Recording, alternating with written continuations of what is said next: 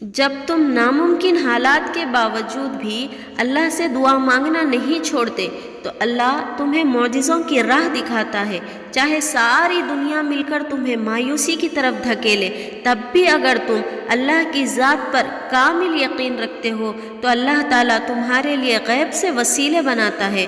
تم خود ذرا سوچو کہ تمہارا صبر کیسے رائگا جا سکتا ہے، جبکہ صبر کرنے والوں سے اللہ تعالیٰ نے اپنے ساتھ کا وعدہ کیا ہے، اور جس کے ساتھ اللہ ہو پھر اسے کس بات کا ڈر ہو سکتا ہے، اور جس کے ساتھ اللہ ہونا وہ پھر کبھی بھی کمزور نہیں پڑ سکتا۔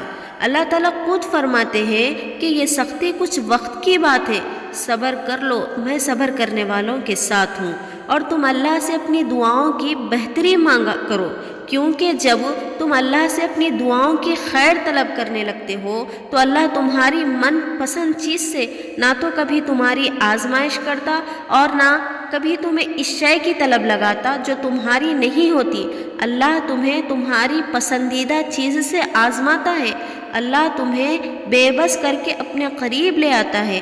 اللہ تمہیں دنیا سے مایوس کر کے اپنے اوپر توکل کرنا سکھاتا ہے۔ اللہ تمہیں لوگوں کے ہاتھوں توڑ کر خود سے جڑواتا ہے۔ اللہ حالات سے مجبور ہو کر تمہیں سجدوں تک لے آتا ہے۔ اللہ بہتر سے تم کو دور کر کے بہترین سے ملواتا ہے۔ اللہ آزمائش سے گزار کر تمہیں معجزوں تک لاتا ہے، تو اس سے نا امید ہونا کیسا جو 70 ماؤں سے زیادہ محبت کرتا ہے۔ اور سنو، مقدر میں لکھے ہوئے کا ملنا ہر حال میں لازم ہوتا ہے، مگر دعائیں تو ناممکن کے لیے ہی ہوتی ہیں، ان کے لیے جو تمہارے مقدر کا حصہ نہیں ہوتے۔ تم جب کہتے ہو کہ جب وہ میرے مقدر میں ہی نہیں تو پھر دعا کیوں مانگوں، تم یہ کیوں نہیں سوچتے کہ دینے والا مقدر سے اور تمہارے وسوسوں سے بہت بڑا ہے؟ اور کیا ہو اگر اللہ نے مقدر کا وہ حصہ نامکمل اس لیے رکھا ہو کہ تم اس خالی جگہ کو اپنی دعاؤں سے اپنی چاہت کے مطابق مکمل کرو؟ کیا ہو اگر وہی تمہارا نصیب ہو جس پر تم ہمت ہار بیٹھے ہو؟ سنو، وہ تمہیں صبر سے گزار کر تمہارے یقین کا امتحان لیتا ہے، وہ تمہیں سزا نہیں دیتا، وہ تو بس تمہیں اپنے قریب کر کے بہترین سے بہترین نوازتا ہے۔ سورہ یوسف مثال ہے، وہ آزماتا ہے اسی چیز سے ہے جو تمہیں بے حد پیاری ہوتی ہے، تاکہ اس چیز کے ملنے کی تڑپ تمہیں اللہ سے ملوا دے۔ اور یاد رکھو، جب یقین کی ڈور اللہ پر چھوڑ دی جاتی ہے تو پھر اللہ اپنے بندے کو رسوا نہیں کرتا، وہ اپنے بندے کو اکیلا نہیں کرتا۔